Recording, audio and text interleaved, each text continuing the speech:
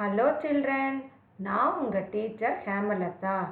5th standard first term social science unit 3 good citizen.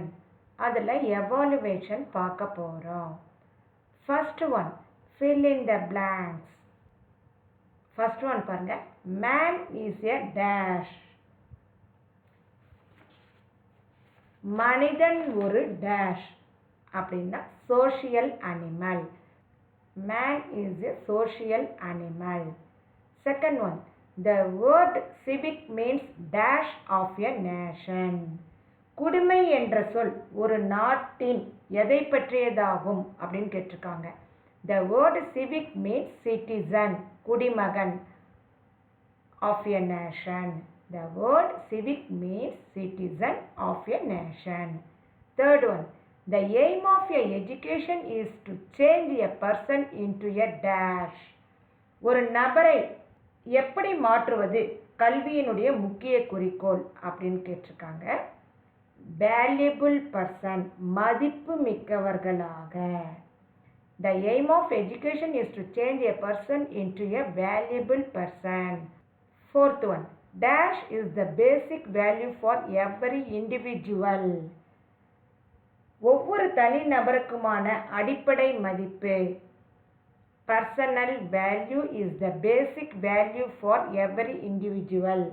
Personal value னா தனிப்பட்ட நெறிமுறை. Fifth one, always be dash in discharging duty. தன் பணியில் தவறாமல் எப்படி இருக்க வேண்டும் அப்படின்னு கேட்டிருக்காங்க. Always be punctual in discharging duty. Punctual அப்படின்னா கடமை. அடுத்தது பாருங்க, Roman letter 2. Match the following. Personal value, cultural value, disciplinary value, social value and employment. Personal value தனிப்பட்ட நெறிமுறை, கல்ச்சுரல் வேல்யூ பண்பாட்டு நெறிமுறை, டிசிப்ளினரி வேல்யூ நடத்தை சார்ந்த நெறிமுறை, சோஷியல் வேல்யூ சமூக நெறிமுறை. Fifth one, unemployment, வேலையின்மை. ஹார்மனி ஒற்றுமை, அஃபெக்டிங் ஃபேக்டர் பாதிக்கும் காரணி, டாலரன்ஸ் சகிப்புத்தன்மை, நேரந்தவறாமை பங்க்சுவாலிட்டி, ஹானஸ்டி நேர்மை. இப்போ பாருங்க, பர்சனல் வேல்யூ அப்படின்னா ஹானஸ்டி, இதுக்கு ஜாயின் பண்ணிட்டு ஹானஸ்டின்னு எழுதணும். Cultural value, harmony. 2. Disciplinary value, punctuality. Social value, tolerance. Unemployment, affecting factor. Personal value, honesty. Cultural value, harmony. Disciplinary value, punctuality. Social value, tolerance. Unemployment, affecting factor. Next one பாருங்க, Roman letter 3. Answer the following. Define the term citizen. குடிமகன் என்ற சொல்லை வரையறுன்னு கேட்டிருக்காங்க. Page number 167 எடுத்துக்கலாமா? First ஒன்க்கு, a citizen is a person who is a member of a particular country and enjoys various rights and executes his duties. A citizen is a person who is a member of a particular country and enjoys various rights and executes his duties. ஓகேவா? அது பாருங்க, second one, list out any 5 personal values கேட்டிருக்காங்க. அது page நம்ம 163ல் இருக்கு. அதுக்கு டீட்டெயிலாக நாங்கள் கீழே எழுதியிருக்கேன். அந்த ஆன்சரை இது பண்ணிக்கலாம். List out any 5 personal values. 5 தனிப்பட்ட ஒழுக்க நெறிமுறைகளை குறிப்பிடுகன்னு கேட்டிருக்காங்க.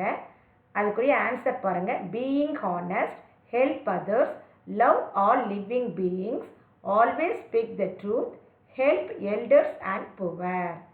அது third one, write a short note on cultural values.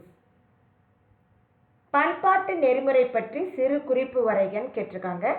Page number 165 எடுத்துக்கலாமா?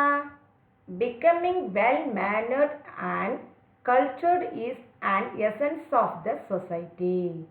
irrespective of language and religion. People live together in harmony. This helps to maintain cultural values. We are all humans. We must live together as brothers and sisters. இதுதான் third கொஸ்டினுக்குரிய answer. இதை நீங்கள் பாயிண்டாக எழுதலாம். First one பாருங்கள். Becoming well mannered and cultured is and essence of the society. Second point. irrespective of language and religion, people live together in harmony.